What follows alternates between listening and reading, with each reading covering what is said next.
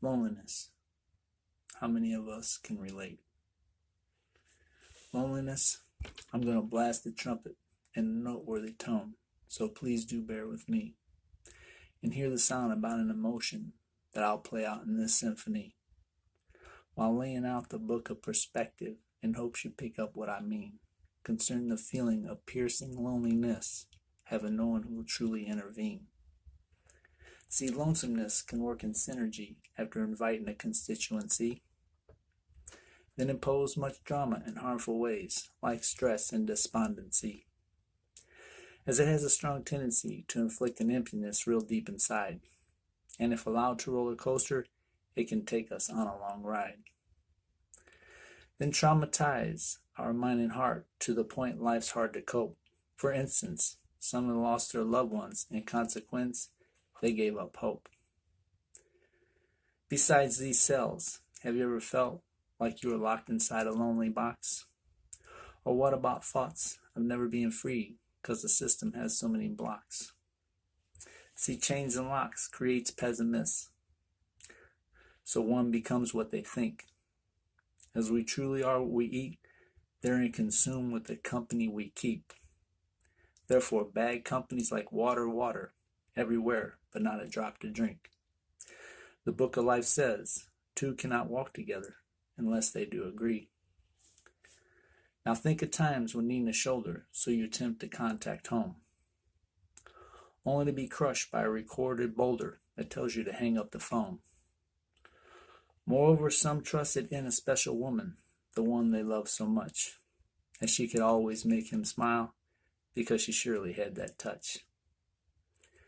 Then being caged a short while, she sends a letter like a sharp knife into his heart, which cut deeply with rejectful words, saying, our relationship now has to part.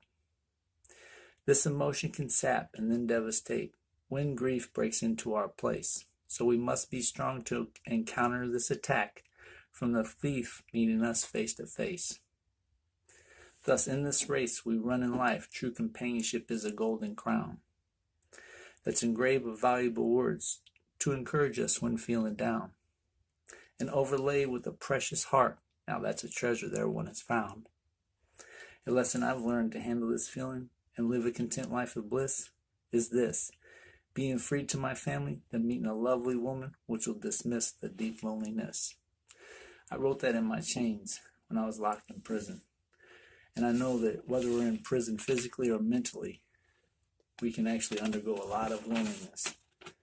And what I would like to share to you is the dangers of loneliness. Friendship is a lot like food.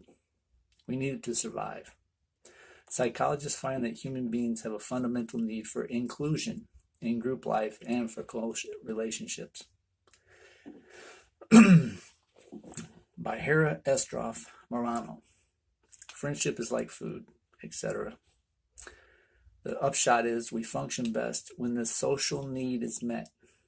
It is easier to stay motivated to meet the varied challenges of life.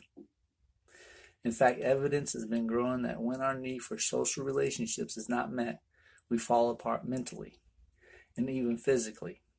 There are effects on the brain and on the body. Some effects work subtly through the exposure of multiple body systems to excess amounts of stress hormones, which I like to say cortisol. Yet the effects are distinct enough to be measured over time, so that unmet social needs take a serious toll on health, eroding our arteries, creating high blood pressure, and even undermining learning and memory, which makes me think of when my little brother passed away in 2008. And my mom kept telling me, I can't do this anymore, son. I don't want to live no more. And I'm like, don't let that overwhelm you, and keep thinking on it, because it will. And this right here, the stress hormone of cortisol, has that strong potential of sitting back, eroding our immune system, our cells, and then eventually maybe possible a heart attack. A lack of close friends and a dearth of broader social contact generally bring the emotional discomfort or stress known as loneliness. It begins with an awareness of a deficiency of relationships. This cognitive awareness plays through our brain with an emotional soundtrack. It makes us sad. We might feel an emptiness. We may be filled with a longing for contact. We feel isolated, distanced from others, deprived. These feelings tear away at our emotional well-being.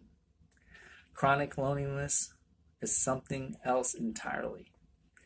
It is one of the surest markers in existence of maladjustment in children. It leads to all kinds of problems. Failure to be socially connected to peers is the real reason behind most school dropouts. It sets in motion a course on which children spin their way to outcast status and develop delinquency and other forms of antisocial behavior. In adults, loneliness is a major precipitant of depression and alcoholism, and it increasingly appears to be the cause of a range of medical problems, some of which take decades to show up. Psychologist John Capico of the University of Chicago has been tracking the effects of loneliness. He performed a series of novel studies and reported that loneliness works in some surprising ways to compromise health. Okay, I'm going to examine a few here. The social interaction lonely people do have are not as positive as those of other people.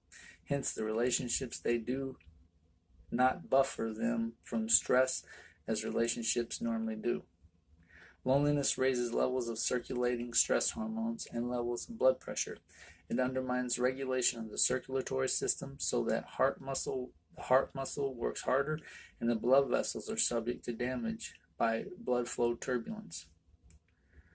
Loneliness, Capico concludes, sets in motion a variety of slowly unfolding pathopsychological or physiological processes. The net result is that the lonely experience higher levels of cumulative wear and tear. In other words, we are built for social contact. There are serious life-threatening consequences when we do not get enough. But it's the right type of contact, because negative contact and communication does nothing but compromise our growth and development. With that, I hope this helped in some.